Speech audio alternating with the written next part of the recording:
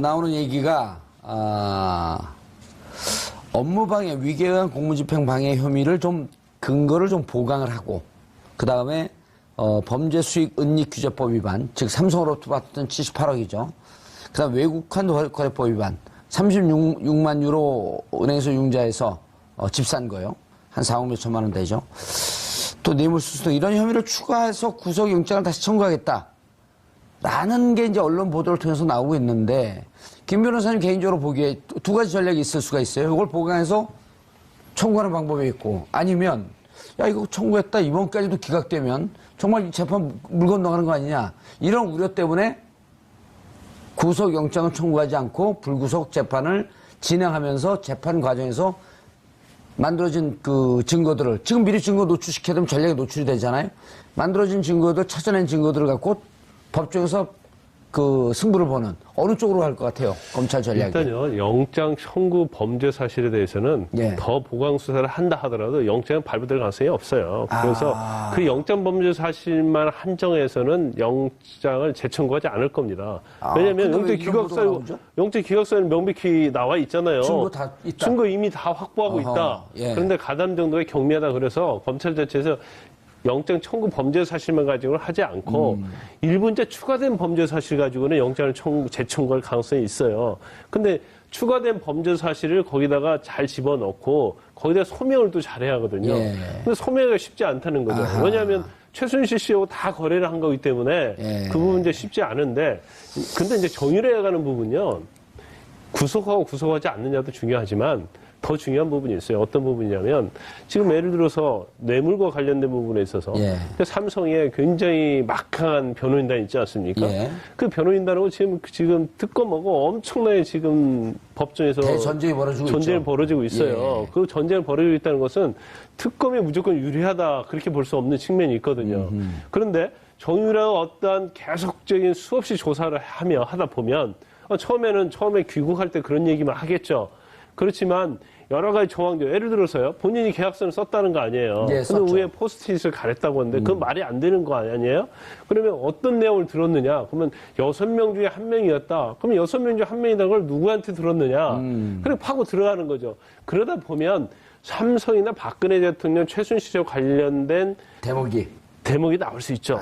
그럼 거기에서 최순실 씨하고 대비되는 그런 진술이 나왔을 때 그놈을 가지고 박 전 대통령이나 최순실 씨, 이재용 부회장에 대한 재판에 있어서 결정적으로 증거를 쓸 수 있는, 그걸 정유라 씨로부터 얻어내는 게 굉장히 중요하다 보지, 뭐 여러 가지 짜잘짜잘까지 붙여가지고 정유라를 구속하는 게 지금은 중요한 거 아니다. 대허를 잡아야지 피레미를 잡기 위해서 거기다 엄청난 시간 낭비를 할 게 아니다. 재판 전략이 더 중요하다. 그렇죠. 알겠습니다. 유죄받는 재판 전략이 더 중요하다는 거죠. 최순실 씨 재판 과정도 아주 쏠쏠한 재미를 주고 있어요. 그렇습니다. 재판정에서 뭐 검사를 꾸짖죠. 웃지 마세요, 검사님. 이럴 정도고. 한홍재 부장검사한테 한 얘기예요. 그렇습니다. 그리고 뭐 저한테 책상 내리치듯이 우리 딸한테도 할 거냐, 이렇게 검사한테 꾸짖기도 하고. 이제 뭐 맨 처음에 체포될 때는 죽을 죄를 졌습니다 하고 들어갔는데 중간에 특검 수사 받을 때는 뭐 민주특검이 아니고 민주주의가 아니라고 소리치다가 샤우팅까지 하고. 이제는 이제 검사를 꾸짖고 나무라는 수준으로까지 이렇게 끝없이 진화되어 가는 과정이 아닌가. 그래서 뭐 앵커 봉도사님 표현대로 하면은 이제는 완전히 만주 변호사가 됐다. 아니, 한 신의주까지 내려온 것 같아요. 그 자기 자신의 사건에 대해서 뭐 너무나 잘 알고 또 변호사들의 조력을 받아서 자신도 만만해진 것이 아닌가. 그렇기 때문에 법정에서 감히 그 기소해서 공소를 유지하고 있는 검사들, 그리고 부장검사에게 호통을 치고 법정에서 판사들이 보고 있는 앞에서 이런 모습을 보인다는 게 이게 부정적인데. 우리가 상식적으로 있을 수가 없는 일 아닙니까? 제가 아는 상식으로는 그렇습니다. 아니, 이건 양심수들. 양심수들이 하는 일이죠. 그것도 뭐 지금 80년대, 뭐 70년대 박정희 독재 정권이나 전두환 정권에 맞설 때 그때 뭐 고무신을 던지기도 하고 이랬던 사람들 있지 않습니까? 고무신이요? 재판 받다가 이건 뭐 인정하지 못한다고 재판부를 향해서 신발을 맞아. 우리 검은 고무신 신고 있었죠. 던지기도 하고 뭐 그때는 그런 일이 있지만 이런 사건에서 정말 피고가 이런 행동을 보인다는 것은 있을 수가 없는 일 아닙니까? 도대체 무슨 자신감인지 이해할 수가 없는 태도들. 최순실 씨 재판 받는 거에 대해서 얘기 좀 들어보셨어요? 예, 저희 허성무 교수님께서 말씀해 주셨고, 이제 심리적인 변화가 확실히 있는 것 같습니다. 초반에는 굉장히 이제 이런 상황이 급격하게 진행되는 데서 겁을 내기도 하고, 예. 약간 두려움에 있었지만은 점점 이제 벌써 70번이나 이제 공판을 하지 않았습니까? 70번을 하면서 이제 너무 익숙해진 것도 있죠, 사실은. 예. 이 공판 분위기와 어떤 교도소 적응도 잘하고 그러면서 하는 것도 있고, 이제는 좀 적극적으로 CCBB를 가려야 되겠다라는 이제 어떤 그런 성격이 좀 드러나는 것 같고요. 그래서 예.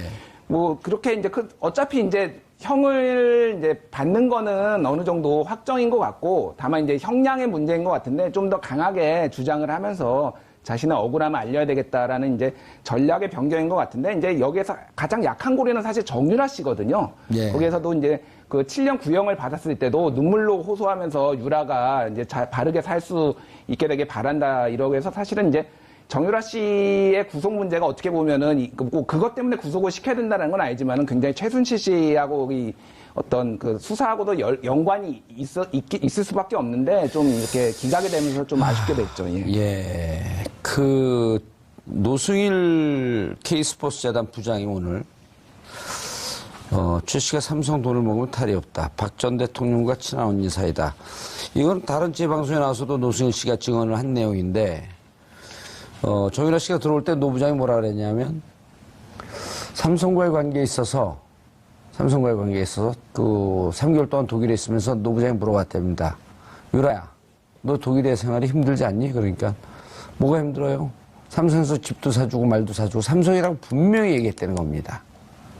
그리고 오늘도 이제 이런 얘기가 나오고 그랬는데, 그럼 박원호 전무도 이제 그 사이에 껴있고, 이런 증언들이 중요한 증거 자료가 될까요? 법정 증언인데. 증거 자료 되죠. 그런데 제가 알기로는 아마 노승일 부장도 정유라가 들어오기 전에 조사를 한 걸로 알고 있거든요. 이게 정유라 부분을 위해서. 예. 근데 굉장히 중요해요. 왜냐하면 정유라가 어떤 말을 해왔는지에 대해서 예. 그것은 삼성과 엄마의 어떤 커넥션에 대해서 어느 정도 알고 있었느냐. 그러면서 제가 사인 다 하고 했기 때문에 그 정유라가 모를 리 없는 거죠. 삼성과 관련된 부분에 있어서. 특검에는 뭐 거의 노승일 씨가 도시락 싸고 출근하듯이 계속 나갔거든. 참고인으로 나가서 진술을 했거든요. 그래서 이제 그런 부분이 굉장히 중요해요. 그래서 향후에 정유라 불러서 노승일 부장은 옆에서 다 봤잖아요. 예. 그럼 삼성과 관련된 것을 정유라가 얼마나 알고 있는지를 다 알 거단 말이에요. 이게 또 3자 대면 대면을 할 수 있는 거죠. 예. 그래서 노승일 부장이 내가 볼 때는 그 정유라를 조사할 때 예. 최순실 씨는 정유라는 전혀 모른다고 했을 거 아닙니까? 뭐 더군다나 박근혜 전 대통령 말할 것도 없고 예. 그런 다음에 노승일을 비롯해서 고영태랄지 정유라 부분에 있었던 뭔가 보살펴줬던 사람들의 진술을 근거로 해서 그걸 정유라의 어떤 진술을 탄핵해야죠. 예. 이제 그 어떤 거짓말을 했는지에 대해서 그러면서 정유라를 흔들어 놓으면서 거기서 새로운 진술을 얻어내는 거. 그게 사실은 검찰이 가장 해야 할 중요한 일이에요. 예, 허성원 교수님, 제가 그 노부장을 만나봤더니, 그럼 공개적으로 이제 방송 인터뷰를 하고 그래 봤더니, 대학 때 학생회장을 지냈더라고요. 예. 예, 그리고 보통 이제 우리가 처음에 노승일 씨가 K스포츠 재단에 있으니까, 즉 그 K스포츠 재단에 있고 그것이 이제 불법적 행위를 하니까 불법 행위에 가담했다고 뭐 떡고물이 없으니까 돌아선 거 아니냐. 이런 쪽으로 이제 오해들을 많이 했잖아요. 네네. 근데 실질적으로 본인들은 정상적인 재단인 줄 알고 들어갔고 막상 들어가 봤더니 엄청난 일을 하고 있는 데라서 너무 놀랬다. 이러면서 이제 양심선언을 하는 과정으로 쭉 오는데, 실질적으로 향후 재판에서 이런 그 분들, 그 다음에 장시호 이제 또 석방된단 말이에요. 이런 분들이 어느 정도 영향력을 미칠 수 있을까요? 어쨌든 장시호 씨는 좀 한정적이지 않습니까? 한정적이라고 또 양민석은 그러더라고요. 예, 일부러 감출 것이다. 왜냐하면 이제 장시호 씨가 관련된 그 동계 스포츠 영재센터 관련된 그 업무주로 연계만 돼 있지 K스포츠 재단이나 뭐 미래재단하고 별 관계가 없기 때문에 예. 제가 볼 때는 좀 한정적이다 보고요. 거기에 비해서 이제 노승일 부장은 K스포츠 재단에 직접 근무했고 독일에 직접 가서 생활도 하지 않았습니까? 예. 그러니까 밀착돼서 모든 걸 봤기 때문에 이분의 이제 그 영향력은 굉장히 크다고 보고 예. 다만 이제 뭐 저는 이런 진술들 이런 거 보면서 느끼는 게 뭔가 하면은 그 어쨌든 거래를 하기 위한 방식으로 뭐 코레스포츠입니까 비덱스포츠의 전신 예. 이걸 통해서 계약을 맺어서 돈을 지원하는 방식으로 했지 않습니까? 그러니까 결국은 삼성은 합법을 가장할 수 있는 방법으로 지원하려고 방법을 찾았고 어쩌면 그 방법마저도 최순실 측하고 상당히 이렇게 조율돼서 진행했을 것이다. 만약에 이런 사태가 일어나면은 알리바이를 확실하게 해야 되기 때문에 그러나 그것마저도 지금 최유라만 혜택을 받기 때문에 빗나간 것이 아닌가 이렇게 보여집니다. 예, 알겠습니다. 재판 과정에서 만들어진 그 증거들을 지금 미리 증거 노출시켜야 되면 전략에 노출이 되잖아요. 만들어진 증거들, 찾아낸 증거들을 갖고 법정에서 그 승부를 보는 어느 쪽으로 갈 것 같아요? 검찰 전략이. 일단요, 영장 청구 범죄 사실에 대해서는 더 보강 수사를 한다 하더라도 영장은 발부될 가능성이 없어요. 그래서 그 영장 범죄 사실만 한정해서는 영장을 재청구하지 않을 겁니다.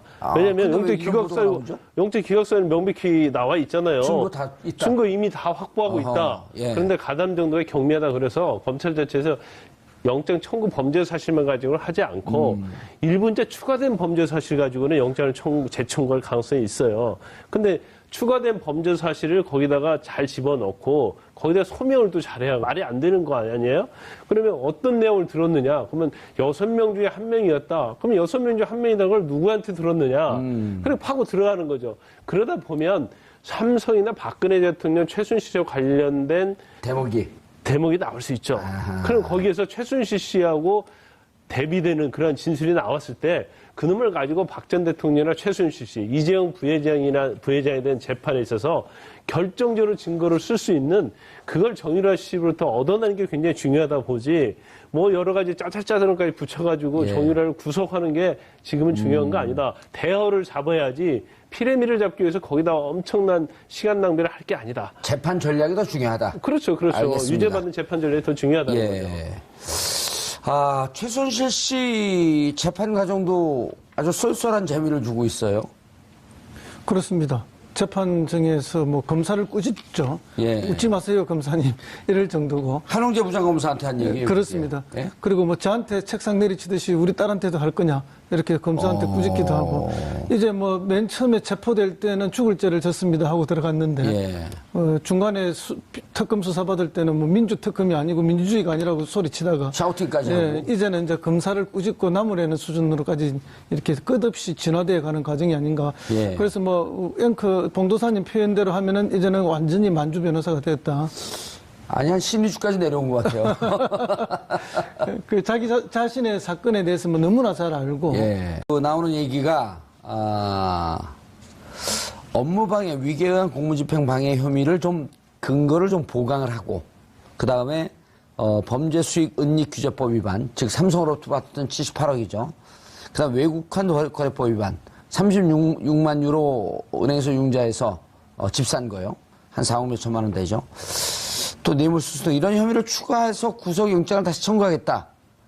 라는 게 이제 언론 보도를 통해서 나오고 있는데, 김 변호사님 개인적으로 보기에 두 가지 전략이 있을 수가 있어요. 이걸 보강해서 청구하는 방법이 있고, 아니면, 야, 이거 청구했다. 이번까지도 기각되면 정말 재판 물 건너가는 거 아니냐. 이런 우려 때문에 구속영장은 청구하지 않고 불구속 재판을 진행하면서. 근데 소명하기가 쉽지 않다는 거죠. 왜냐하면 최순실 씨하고 다 거래를 한 거기 때문에 그 부분 이제 쉽지 않은데, 근데 이제 정유라에 가는 부분요, 구속하고 구속하지 않느냐도 중요하지만 더 중요한 부분이 있어요. 어떤 부분이냐면 지금 예를 들어서 뇌물과 관련된 부분에 있어서 삼성에 굉장히 막강한 변호인단 있지 않습니까?